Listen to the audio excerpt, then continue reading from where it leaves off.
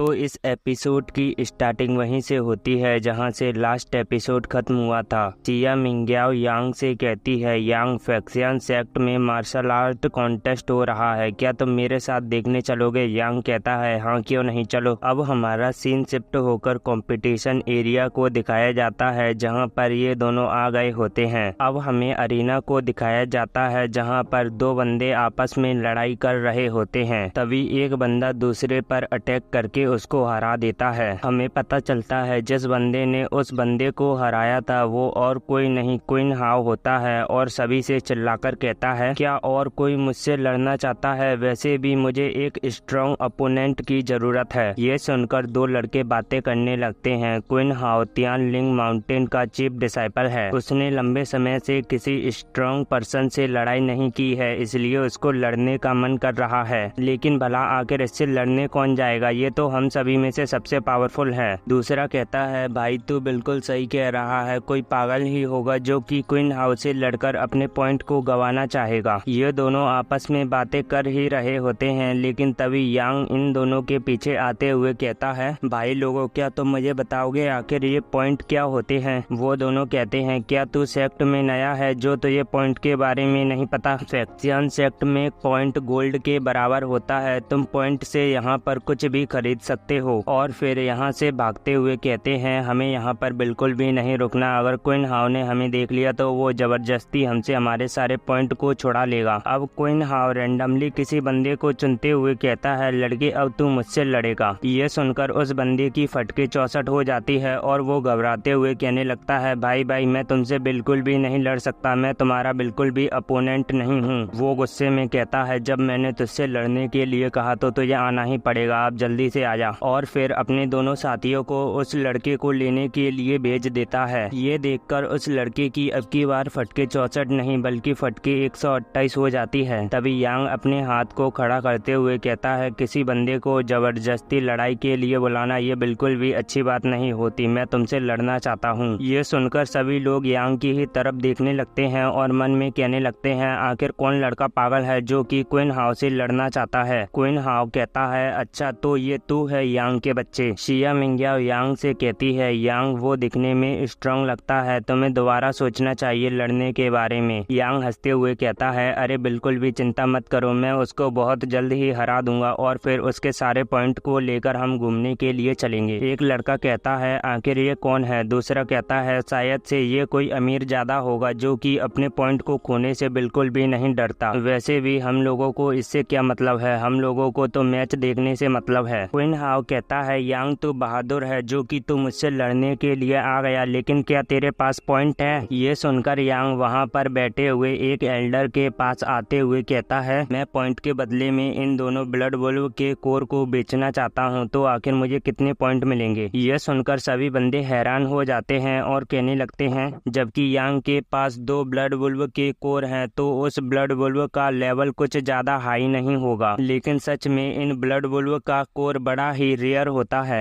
Elder कहता है, rules के अकॉर्डिंग एक ब्लड वुल्व के कोर की कीमत 250 है और जबकि तुम्हारे पास 2 ब्लड वुल्व के कोर हैं तो मैं तुम्हें 500 पॉइंट दूंगा। यांग बोलता है, एल्डर क्या आप मुझे बता सकते हैं कि क्विन हाउ के पास कितने पॉइंट हैं? एल्डर बताता है, क्विन हाउ के पास टोटल 1988 पॉइंट है। ये सुनकर अब यांग स्टेज पर आ जाता है और फिर कहने लगता है, हेलो गाइस, मेरा नाम यांग है और मैं एक आउटर सेक्ट का नया डिसाइपल हूँ। मैं क्विन हाउ से 2 लेवल नीचे हूँ, इसलिए मुझे लगता है कि क्विन हाउ को इस मैच में मेरे से 2 गुना ज्यादा पॉइंट को लगाना चाहिए। ये सुनकर सभी लोग आपस में बातें करने लगते हैं कि हमें नहीं लगता कि क्विन हाउ ऐसा करेगा। सभी लोगों को अपने बारे में आर्ग्यू करते हुए देखकर क्विन हाउ को गुस्सा आने लगता है और फिर गुस्से में कहता है, यांग तू स्मार्ट है लेकिन मुझको हराने के लिए इतना काफी नहीं है, मैं तेरे से 2 गुना पॉइंट लगाने के लिए तैयार हूँ, अब चल आया मैच को स्टार्ट करते हैं। एल्डर कहता है, जबकि दोनों तरफ से राजी हो चुके हैं तो चलो मैच को स्टार्ट किया जाए। ये सुनकर आसपास की ऑडियंस कहने लगती है, ये वाला मैच सच में कमाल का होगा, इस मैच को देखने में सच में मजा आएगा। अब सिया मिंग्याओ को दिखाया जाता है जो कि यांग को ही चीयर अप कर रही होती है। अब हमें यांग और क्विन हाउ को दिखाया जाता है, दोनों ही अटैक करने के लिए तैयार हो गए होते हैं। क्विन हाउ हंसते हुए कहता है, यांग वैसे तो मैं तुझ पर अपनी ज्यादा पावर से अटैक नहीं करूंगा, दूंगा, लेकिन बाई चांस अगर मैं तुझे क्रिपल कर देता हूँ तो तू मुझे इसके लिए ब्लेम मत करना। और फिर जल्दी से आकर यांग पर अपनी स्वॉर्ड से अटैक कर देता है, लेकिन यांग भी अपनी स्वॉर्ड से उसके अटैक को रोक लेता है और फिर इसी तरह इन दोनों की लड़ाई स्टार्ट हो जाती है, जिसे देखते हुए ऑडियंस कहने लगती है बाप रे कितना पावरफुल ऑरा है। अब हमें यांग को दिखाया जाता है जिसको क्वीन हाउ से लड़ने में थोड़ी मुसीबत हो रही होती है। ये देखकर क्वीन हाउ हंसते हुए कहने लगता है यांग के बच्चे तू मेरे अटैक को ज्यादा देर के लिए रोक नहीं पाएगा। और फिर यांग पर और भी ज्यादा प्रेशर डालने लगता है, जिसकी वजह से यांग के पैर अरीना में धंसने लगते हैं और यांग को वो अटैक रोकने में और भी मुसीबत हो रही होती है और मन में कहने लगता है ऐसा लगता है कि मैं इसको इस तरह से बिल्कुल भी नहीं हरा पाऊंगा, मुझे लगता है कि अब उसे इस्तेमाल करना ही पड़ेगा। और फिर अपनी माइंड वेव से क्वीन हाउ पर अटैक कर देता है, जिसकी वजह से क्वीन हाउ के सिर में बहुत ही तेज दर्द होने लगता है, जो देखकर यांग मन में कहता है यही मेरे पास मौका है और फिर अपनी स्वॉर्ड से जोरदार क्वीन हाउ पर अटैक कर देता है, जिसकी वजह से क्वीन हाउ अरीना से दूर जाकर गिरता है, जिसकी वजह से क्वीन हाउ हार जाता है और यांग जीत जाता है, जो देखकर सभी लोग आपस में बातें करने लगते हैं। हमें यकीन नहीं हो रहा एक लड़का जो कि अभी अभी आउटर सेक्ट का नया डिसाइपल बना है, उसने तियानलिंग माउंटेन के चीफ डिसाइपल को हरा दिया। अगर हम लोगों ने अपनी आंखों से ये सब नहीं देखा होता तो हम लोग इस बात पर बिल्कुल भी विश्वास नहीं करते। यांग तो हारने वाला था, लेकिन पता नहीं अचानक से उसने क्वीन हाउ को कैसे हरा दिया। शिया मिंग्याओ खुश होते हुए कहती है यांग मुझे लगा नहीं था कि तुम जीत जाओगे, लेकिन कांग्रेचुलेशन कि तुम जीत गए। अब क्वीन हाउ कहता है यांग के बच्चे आके तूने किस सीक्रेट ट्रिक का यूज किया मुझे हराने के लिए। यांग हंसते हुए कहता है यहाँ पर खड़े सभी लोगों ने मैच को देखा है, अगर मैंने कोई सीक्रेट ट्रिक का यूज किया होता तो सभी लोगों को पता चल जाता, लेकिन किसी को भी पता नहीं चला। इसका तो सीधा सा यही मतलब है कि मैंने कोई चीटिंग नहीं की। कहीं तू मुझे बदनाम करने की कोशिश तो नहीं कर रहा, या फिर तू अपनी हार मानना नहीं चाहता। ये सुनकर सभी लोग कहने लगते हैं हाँ हाँ बिल्कुल सही, यांग ने सही कहा, यांग ने कोई भी चीटिंग नहीं की है। सभी लोगों को यांग की तरफ से बोलता हुआ देखकर क्वीन हाउ को यांग पर बहुत ही गुस्सा आने लगता है। शिया मिंग्याओ भी कहती है क्वीन हाउ हम सभी लोगों ने देखा है कि यांग ने तुम्हें पूरी ईमानदारी से हराया है, इसलिए तुम अपनी हार को इनकार नहीं कर सकते। यह सुनकर क्वीन हाउ को और भी गुस्सा आने लगता है, लेकिन तभी एक लड़का आते हुए क्वीन हाउ के कानों में कहता है हमें यांग के बैकग्राउंड के बारे में पता चल चुका है। ये सुनकर क्वीन हाउ बड़ा ही खुश हो जाता है और कहने लगता है ये लड़की दिखने में अच्छी लगती है, यांग तुम बड़े ही लकी हो गए जो कि तुम्हें ऐसी लड़की मिली। और फिर शिया मिंग्याओ को छूने के लिए अपने हाथ को आगे बढ़ाने लगता है, लेकिन यांग उसके हाथ को दूर करते हुए कहता है अपने हाथों को तो शिया मिंग्याओ से दूर ही रख। क्वीन हाउ कहता है अरे अरे इतना भी गुस्सा करने की कोई भी जरूरत नहीं है, मैं तो बस उसको छू रहा था, खैर छोड़ चल अब मैं यहाँ से चलता हूँ। और फिर यहाँ से चला जाता है। अब यांग शिया मिंग्याओ से कहता है जबकि क्वीन हाउ यहाँ से चला गया है तो चलो अब हम इन पॉइंट को कहीं जाकर खर्च करते हैं। अब हमारा सीन शिफ्ट होकर लाइब्रेरी को दिखाया जाता है जहाँ पर ये दोनों आ चुके होते हैं। अब लाइब्रेरी के अंदर का सीन दिखाया जाता है जहाँ पर एक एल्डर सो रहा होता है। यांग लाइब्रेरी के अंदर आते हुए कहता है हम पॉइंट के बदले कल्टीवेशन मेथड को एक्सचेंज करने के लिए यहाँ पर आए हैं। ये सब यांग ने जोर से चिल्लाकर बोला होता है, जिसकी वजह से उस एल्डर की नींद खुल गई होती है और वो एल्डर कहता है पहले तो चिल्लाना बंद करो और मुझे बताओ आखिर तुम लोग कौन हो।